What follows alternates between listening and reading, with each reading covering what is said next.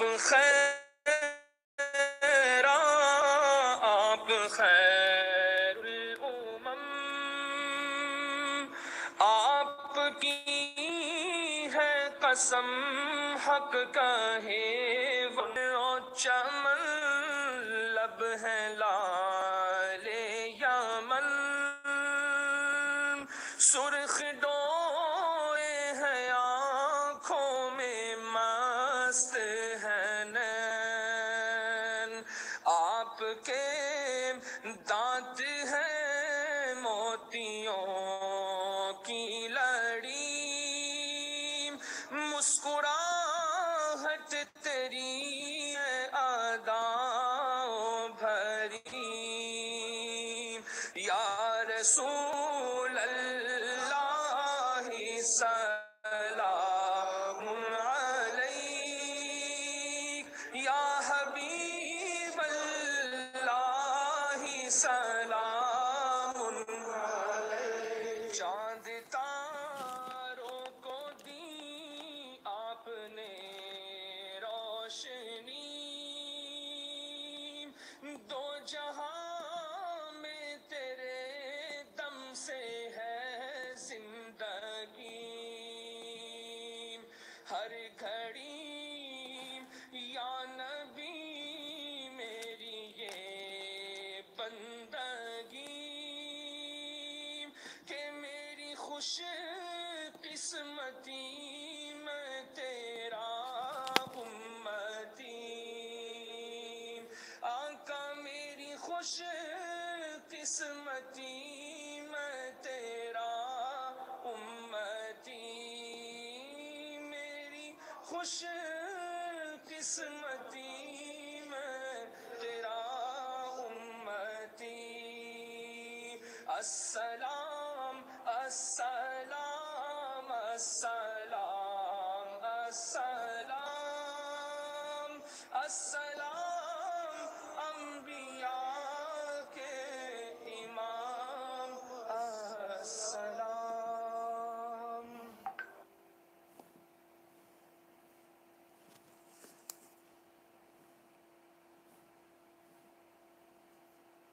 Okay, alhamdulillah, perfect timing. So this was the other nasheed that I was just playing. So if you're listening to the recording, he ends it with, he said it's a khush. Khush means happiness. Qisma is from Arabic. Qisma is portion, meaning what good luck, good fortune I have that I'm from your ummah. And subhanAllah, it's just alhamdulillah, it's such a blessing. Alhamdulillah. And one thing he mentions in the nasheed, he talks about, I asked Sheikh Sam about it, and he said it's one of the attributes of the Prophet ﷺ that they mention in the other books, the other scriptures. They that the Prophet ﷺ had some red streaks in his eye, and they must have been really beautiful. But I rarely hear about that. And then I don't know if maybe Imam in Shama'il, Imam Tirmidhi, maybe he mentions it, Allahu Alam, but it's rare for me to see it. And then subhanAllah, I think I read it in one of the books, and one of the Sira books, and then he mentions it here in the Nasheed, and Sheikh Sami said that was mentioned in some of the other scriptures, subhanAllah. Okay, so the three quls I went over, so you can do it different ways, and okay, we talked about ta'aluj is so treatment, and the hadith, Inna Allah lam yazal da'an illa anzala lahu shifa. And for every illness that Allah Ta'ala sends, He sends a shifa, alhamdulillah. And treatment does not negate tawakkul. And okay, so here the Maliki is a little bit strict on this, and I asked Shaykh Sadiq if there was any khilaf, and he's like, I mean, the proofs are really strong about not seeking treatment for the inner body with alcohol. Now I know the Hanafis have an easier ruling on this. So if somebody decides to take that, that's up to them. so they can do research on it. Seekers Hub has they had some really good articles on that, and just a lot of detail about it, and in under what conditions you can use, and it's certain alcohols and just general. They had a lot of detail. Sheikh Faraz did.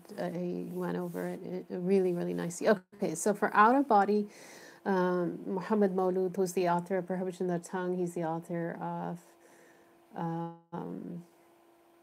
Maharim Batharat al-Qulub, Purification of the Heart, which Sheikh Hamza Shran Zayd bin al-Walidain, mashallah. He says there's two opinions. Impermissibility or permissibility. So, if somebody can't find anything else, that's a different matter. If you're somewhere and it's just you can't find other stuff, then that's different. So this is, assuming you can find other things, and so I just wanted to mention it because we're on the section of treatment, and we went over the evil eye. I think we did that completely. Okay, then he talks about false or venesection. So he's talking about, I actually don't know, هو قتل العرق. So subhanAllah, they were, because the blood sometimes blood can be harmful, and everything, all these germs, everything flows in the blood. So they would cut the vein and take out the blood that harms the body, subhanAllah. And they say that people who give blood regularly, they have lower incidences of certain diseases, subhanAllah. I'm sure it lowers cholesterol, and so mashallah, hijama, that's one of the benefits, one of the many, many benefits of hijama. And that's our next point here. And I remember Sheikh Hamza telling us that at every level on the Isra al-Miraj, at every level the Prophet ﷺ went up through. The angels told the Prophet ﷺ, tell your ummah to do hijama, and it's such a lost science, it's such a loss, it's such a gift. And I know some people have had bad experiences, and subhanAllah, but there's people that will take all these horrible medicines and they're terrified. People are always terrified of the unknown, and that's, and I would just do some of this stuff just because the Prophet ﷺ talked about it, just with the niyyah of just, doing the sunnah and just going to somebody who's reliable. And so he talks about hijab. So again, on every level, not one, not two, and this was in the skies. It wasn't even on earth. And the angels told him, sallallahu alaihi wasallam, to command the ummah, subhanAllah. And that's just so many lessons in that. I mean, alhamdulillah, I've been able to treat several people, Allah's mercy, that, and people are skeptical, but alhamdulillah, they were able to try it out. And people whose, just joint pain has gone away. I mean, people who were on the verge of getting surgery, and I just, a couple of people, I said, just try this out a few times. Alhamdulillah, it's, because surgery should be the last resort, because once you cut, what the human cuts, what Allah Ta'ala has created, it's not going to be the same. So, and make dua, we have a very, very blessed mufti here in our area, and he has meant well. He's very familiar with hijab and all that. He actually gets kidney stones, and mashallah, he's still fasting. SubhanAllah, it's small enough at this point to where they say typically that will pass. So, just he's been tested with it before, and he's had surgery in the past, and just praying with all the other things that he's doing that that he won't need to go to surgery, because again, it's it affects the system if people go in, they cut. And so anyway, so he says that because some of the hadith, I think there's some textual indication that to not do it on a Wednesday. So, but he mentions in here that, I think he mentions Imam Malik's faith was so strong that he's like, even on a Wednesday. So it's conflicting. information. So if somebody has it done on Wednesday, it's fine.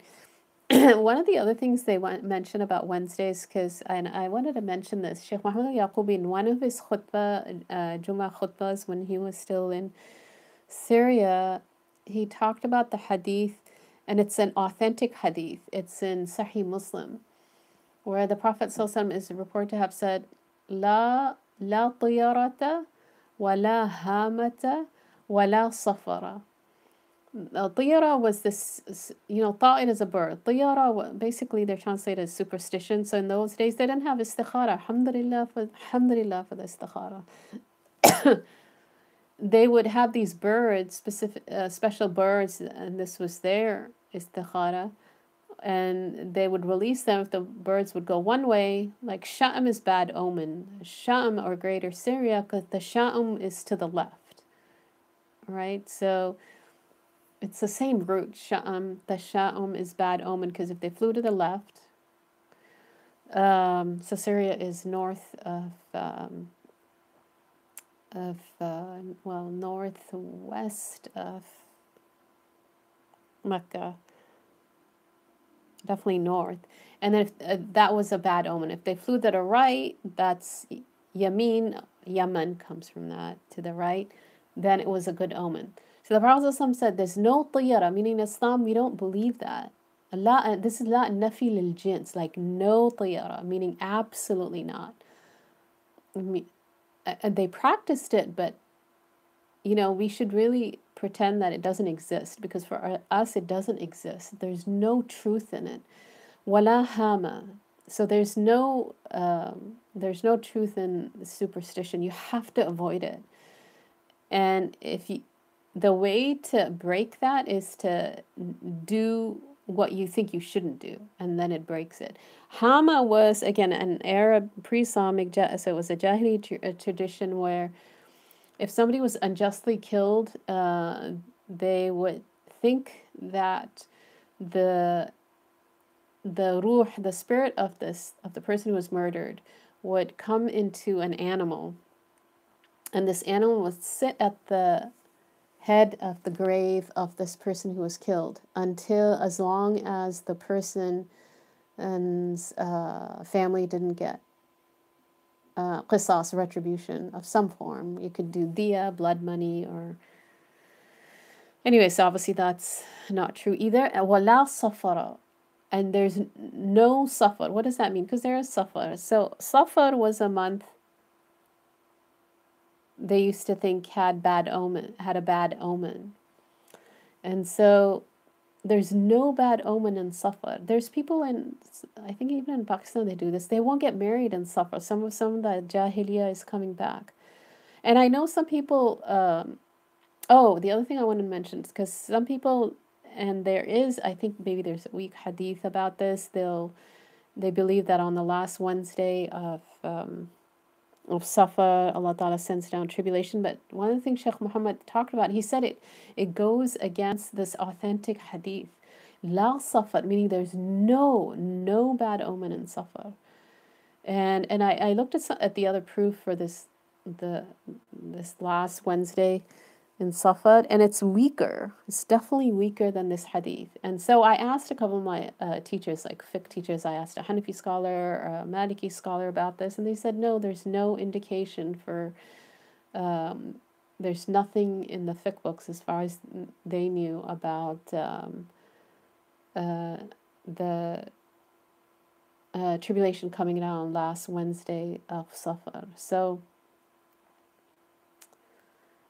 because, if you have a sounder narration contradicting the weaker one, you go with the authentic one. So that's one of the other things Sheikh Muhammad mentioned. And they mentioned it in Lataif al-Ma'arif, which is the book it has the khasa'is of every month.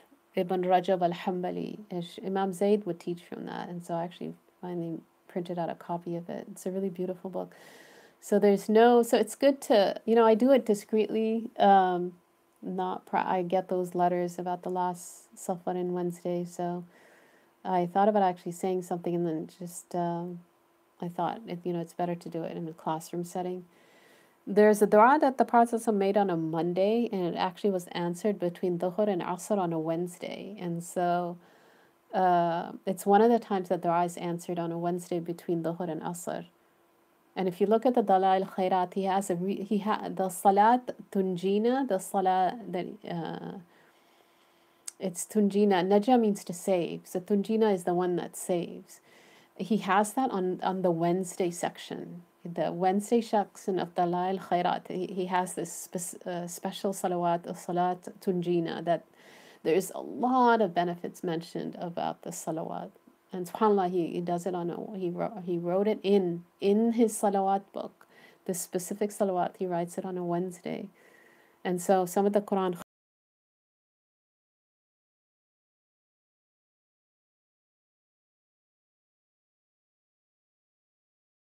al-Miraj, what the angel said to the Prophet Sallallahu Alaihi Wasallam, Kuhl is permitted for men for treatment. It is an okay. So inshallah you can still hear me. And then we're getting close to iftar time, alhamdulillah. The Prophet ﷺ disliked names with negative meanings, so he would change some names, not all of them. So harb means war. Mur is something bitter. Sayyidina Ali, when before Sayyidina Hassan and Sayyidina Hussein and Muhsin, before they were to be born, the Prophet ﷺ asked what he would name them, and he said harb, because they would go out to war and they would have Jalali names, their male children. So to scare the enemy, and the Prophet ﷺ, of course, gave different names.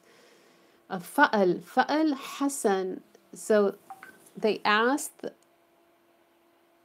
So men and kuhl, sorry, it's permitted for men for treatment only, and that's the dominant opinion.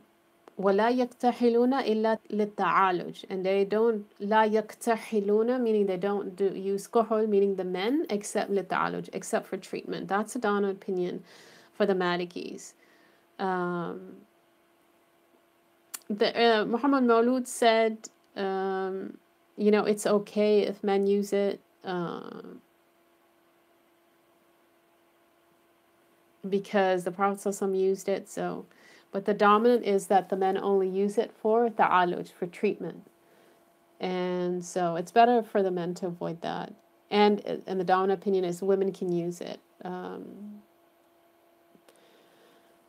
I wouldn't go out with very bright kuhl though, because if it's it's a very distinct kuhl as a woman, and people can, especially if somebody's not wearing glasses and it's not hidden in other ways, then it's probably an adornment that one can't go out with. Okay, and the Prophet says some disliked names with negative meanings. I think was that clear? Did that cut off too? Or can I continue?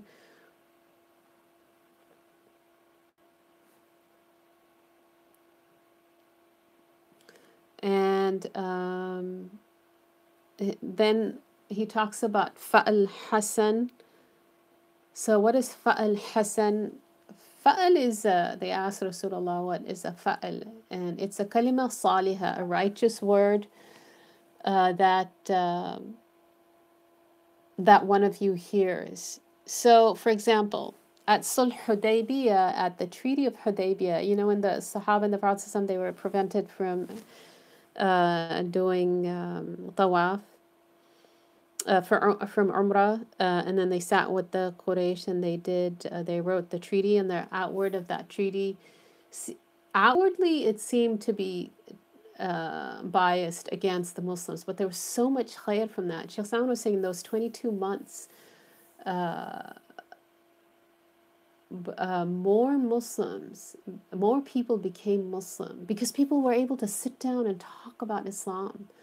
SubhanAllah, we have such a gift that we can actually sit and talk to people about Islam. They couldn't do that, but once Sulh Hudaybiyah happened, they were able to sit and talk about Islam. So he said more Muslims became Muslim in those 22 months than in all the years prior.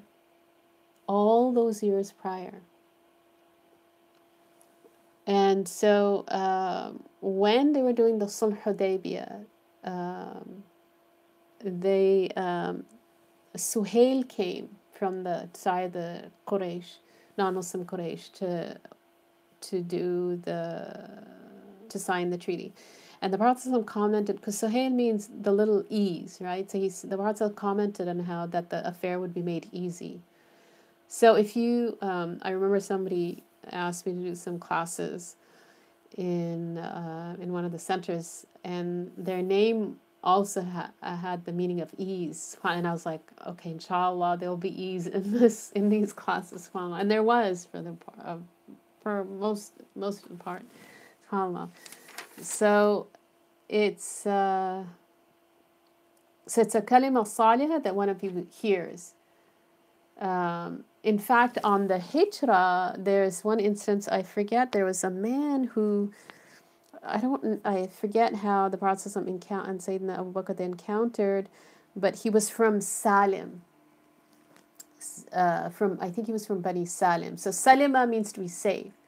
So when the Prophet heard where he was from, he said Salim al-Amr, like there's safety now. So he would take a good, like Fa'al Hasan. This is Fa'al Hasan. A good kalima salihah, a good word, a good name. So that's optimism. Sheikh Hamza told us that now, knowing some of the basic cultures, what they call fa'al is they'll open the Quran and they want to decide something and they'll just point whatever the Quran opens to and whatever the eye goes to in the ayah, they'll take some meaning from that for whatever action they want to do. And he told us that was makruh. They called that fa'al also. I mean, if you open the Quran, you're going to read and you come upon an ayah that, affirms or answers a question for you that was in your heart, that's different. But to actually do that intentionally, to open the Quran and to look for ayahs and to see what it's telling you, that he said was makruh. So our answer is istikhara, right? Okay, and then he ends this chapter with it's permissible to castrate certain animals, so because it improves their meat quality, subhanAllah.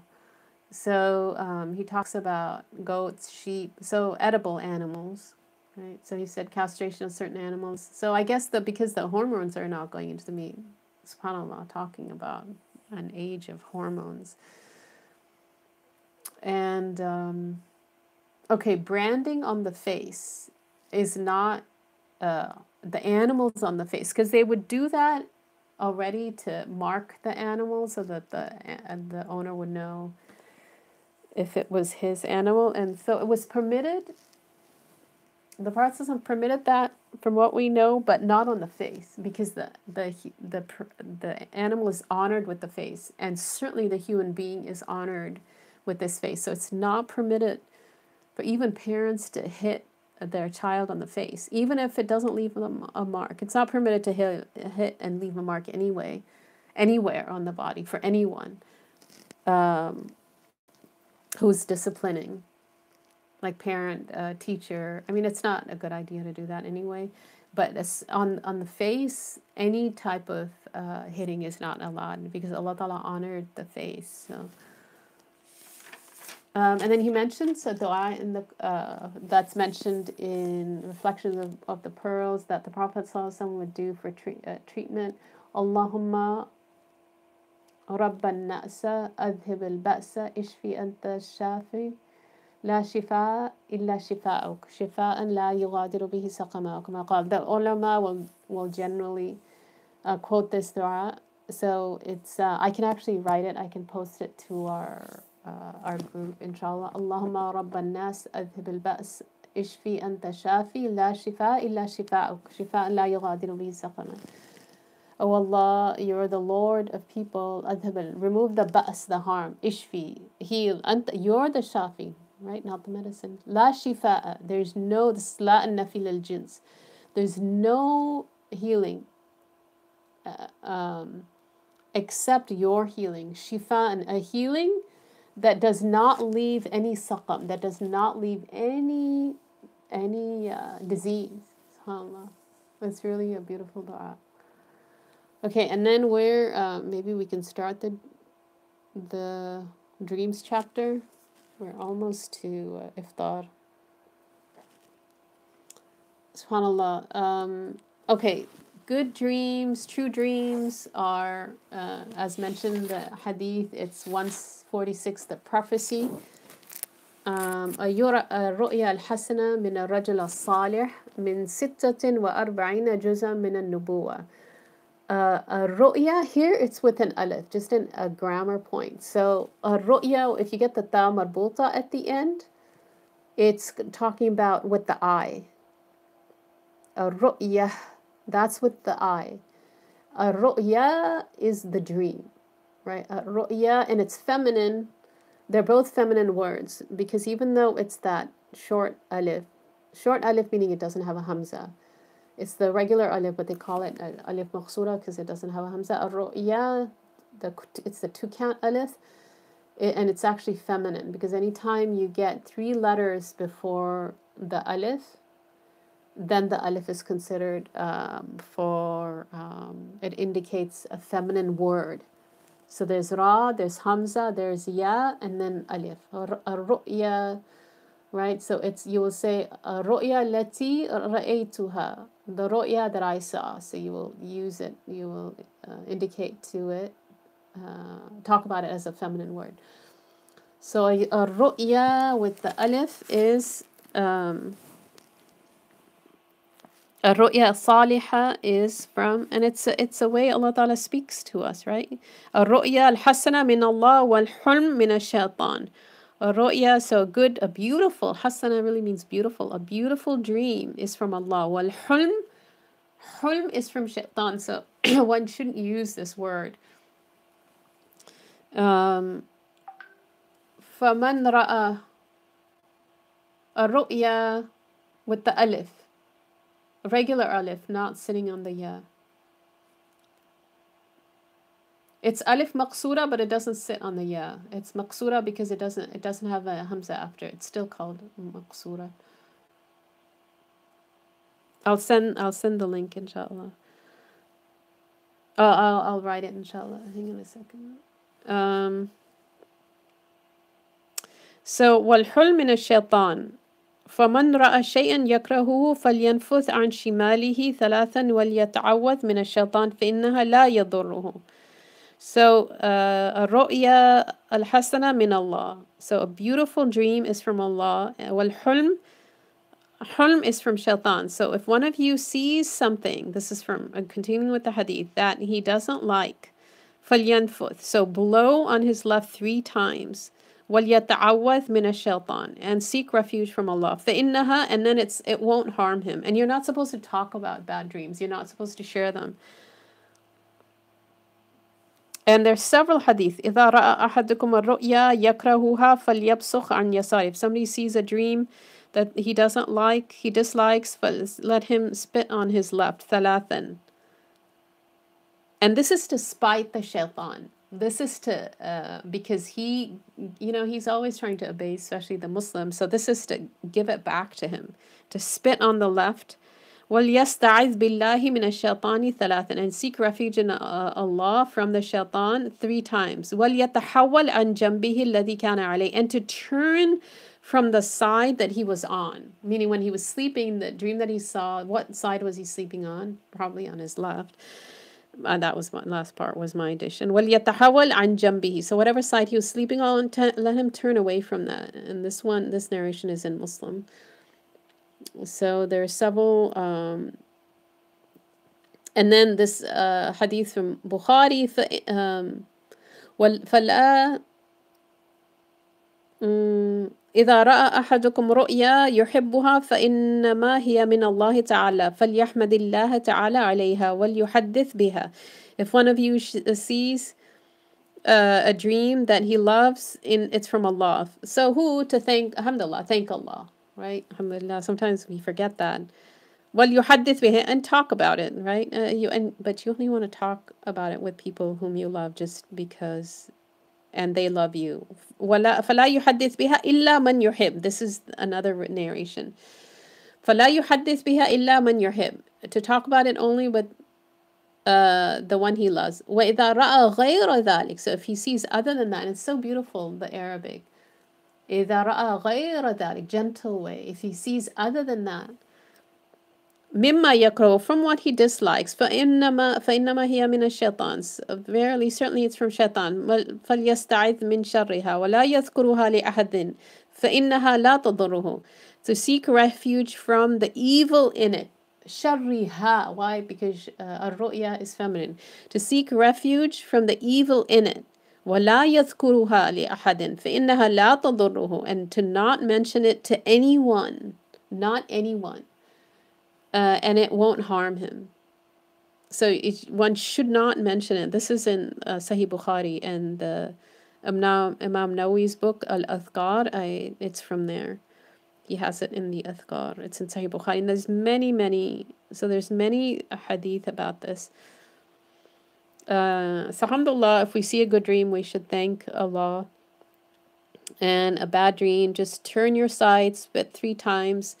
There's khilaf about is it with spittle or not, and because you're spiting the shaitan. So maybe, I mean, certainly if you have somebody sleeping next to you, you don't want to spit and have the spit go over, onto them. But if you're gonna do it with spittle, just, it's just a little bit. So I think we're almost to iftar. Yawning and subhanAllah, this is something that one of my shuyukh mentioned. He said that the prophets never yawn because yawning is from shaitan. And so he said one of the secrets of not of curtailing the yawn is if you think of prophets when you're about to yawn, it'll curtail the yawn. SubhanAllah. And it's mujarrab. One doesn't say it's sunnah, obviously, because of our Prophet didn't yawn, but it's mujarrab. And then it's not permissible to interpret dreams. You can take, I'd ask Sheikh Sadiq about that. You can take, like, if you have a dream that just outwardly has a good meaning, you can certainly take that, or some dreams I've had where it's clear I was getting a message and they were good dreams. You can take a lesson from that, and or if it's clear, in terms of how to act, you can act accordingly. But it's Imam Malik would get upset because it's 146 the prophecy, and he would say, are you toying with prophecy? But you can certainly take the outward of it if it's a good meaning. But Ibn Sirin in Maharim al-Lisan, he says 2 people came to Ibn Sirin, who was a master in dream interpretation, and they both had the same dream. They talked about, they saw themselves doing adhan in their dreams, and to one he told him, you're going to go on Hajj, because there's an indication of that. There's the word yu'adhin fil Hajj that's used in the Quran. So he used that word, and Hajj is mentioned that for that person, and said, you're going to go on Hajj. And to the other one he said, you're going to steal. And it was the type of stealing that there's only certain types of stealing that would cause a person to have their hand cut off. And of course, the hudud can be lifted, they can be mawquf, they can be lifted, or in the sense that they're still in the Sharia, but suspended is the word. They can be suspended. Like Sayyidina Umar, he suspended them during the famine that they had. There's a hadith, fadra hudud bishubahat, ward off penal code with the least bit of doubt. With the least bit of doubt, ward off the penal code with these had punishments. That's a hadith. A lot of people are it's just their own desire that they're doing all the crazy stuff they're doing. So anyway, so he stole and fulfilled all the conditions of stealing, so his hand was cut off. And they asked Ibn Sirin, why did you give these 2 different interpretations? And he said, because of what I saw, the signs on that one person's face, they were good signs, so he must have had a righteous face. So I interpreted it according to that. And then the other person apparently he didn't have a righteous face, so he saw that and he gave it the interpretation that he gave. And subhanAllah, one of the things Sheikh Samir mentioned, Sheikh Muhammad al-Yaqubi mentioned, that dreams, the knowledge of dreams, they say, is like it's a gift that Allah gives, and He gives it to some people, and so one has to have knowledge of Quran and Sunnah also, and but they said it's a gift that Allah Ta'ala gives you. And I know a sister who was known for dream interpretation in Syria. They say her mother was apparently used to give her a really hard time, and she was always patient with her mother. And they say, and maybe because of that, she was given that gift of being able to interpret dreams. Sheikh Muhammad al-Yaqubi is known for his dream interpretation. Sheikh Khatri is known for dream interpretation. So Allah Ta'ala just gives this. It's ilm al-ladunni, ilm mawhub. Hiba is a gift. غير مكتسب. Muktasab is a knowledge that's acquired. Right? So one struggles to gain the knowledge. And of course, again, one has to have knowledge of Quran and Sunnah, and one needs to know what do these isharat mean, like milk in dreams means knowledge, and there's a lot, mashallah, to that. But in the end, the scholars say that it's a gift. Wallahu alam. Jazallahu anna Sayyidina Muhammad sallallahu alayhi wa sallam ma hu ahlu. Jazallahu anna Sayyidina Muhammad sallallahu alayhi wa sallam ma hu ahlu. Jazallahu anna Sayyidina Muhammad sallallahu alayhi wa sallam ma hu ahlu. Subhana rabbika rabbil izzati amma yasifun wa salamun ala mursalin alhamdulillahi rabbil alamin. It's iftar time, so maybe we can do a little dua.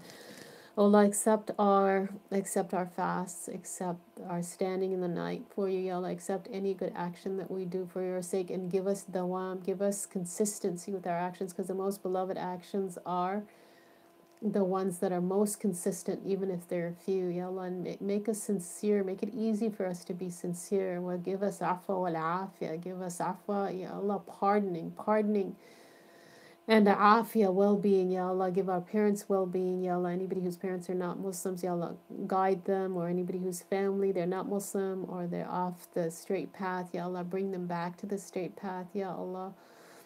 Ya Allah, salaka hubbak wa hubba man yuhibbak wa al-amal alladhi yuballighuna hubbak. Ya Allah, we ask you your love and the love of people whom you love, and actions that take us to your love. Ya Allah, this is the deen of mahabba, and he is Habibullah sallallahu alaihi wasallam. So give us love of your love and your Prophet sallallahu alaihi wasallam. Ya Allah, if you see him in dreams, Ya Allah, have him be pleased with us and not have him be angry with us. Ya Allah, have him sallallahu alaihi wasallam be pleased with us and don't let him be angry with us. Ya Arhamar Rahimin. Ya Allah, take everything out of our hearts that displeases you. Ya Allah, anything in our hearts that's not pleasing to you, Ya Allah, take it out of our hearts, Ya Allah, and don't let it come back, Ya Allah, and have any wasawis or any thoughts, the khawatir that come to us, Ya Allah, let them be only for your sake, and only good niyat, only good intentions, Ya Allah, and give us deliverance. Give us deliverance. The Sahabi al-Ashaj, who the Prophet ﷺ said he had true attributes that you and your beloved love, al-hilm wal-ana. Ya Allah, those of us that have not, it's not jibillan indana, it's not innate within us, and we're struggling to have hilm and ana. Ya Allah, make it easy for us, give it to us, Ya Allah. اللهم لا سهل إلا ما جعلته سهلا وأنت تجعل الحزن إذا شئت سهلا. Allah will give us beneficial knowledge. من يريد الله به خيرا يفقهه في الدين. فقهنا في الدين, Ya Allah. The one whom Allah wants khair for, He gives him a deep understanding in the deen.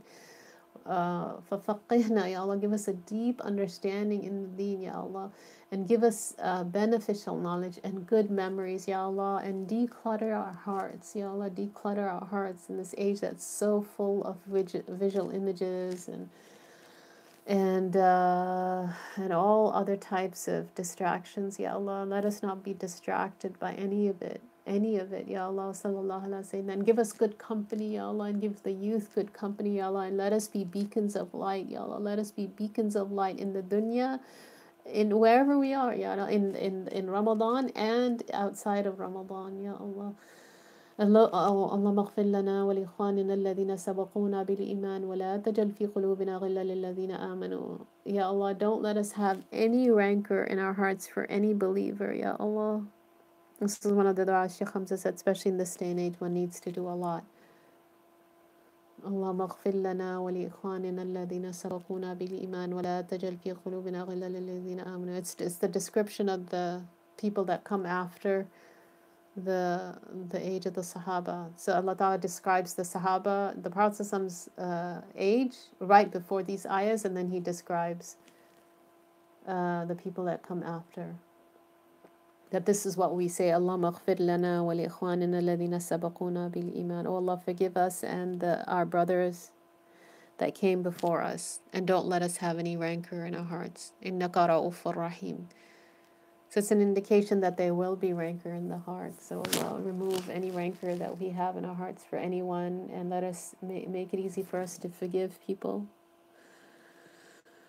وصلى الله وسلم وبارك على سيدنا محمد وآله وصحبه وسلم تسليما. Were there any other questions, inshallah?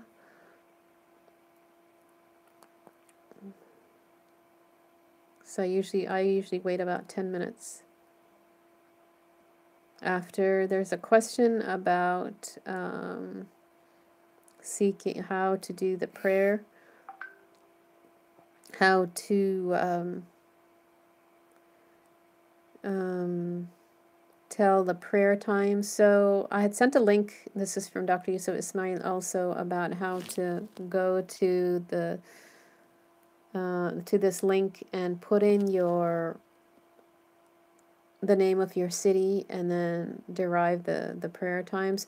Actually, inshallah, I'm going to do this at the next class so that I can pull up the website and I can show you all how to, those of you that don't remember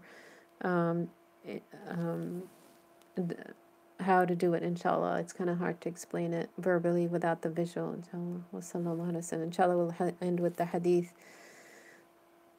And I mean, end with nasheed. It opens up the heart.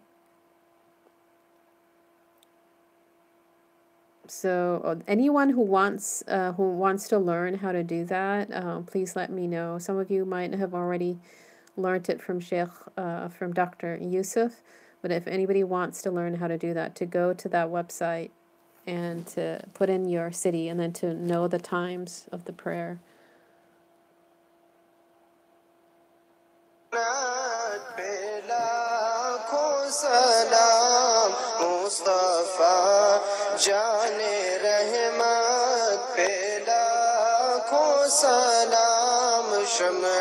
Buzz में हिदायत पे लाखों सलाम शम्ए buzz में हिदायत पे लाखों सलाम ऐसा मुस्तफ़ा से कह देना गम के मारे सलाम कहते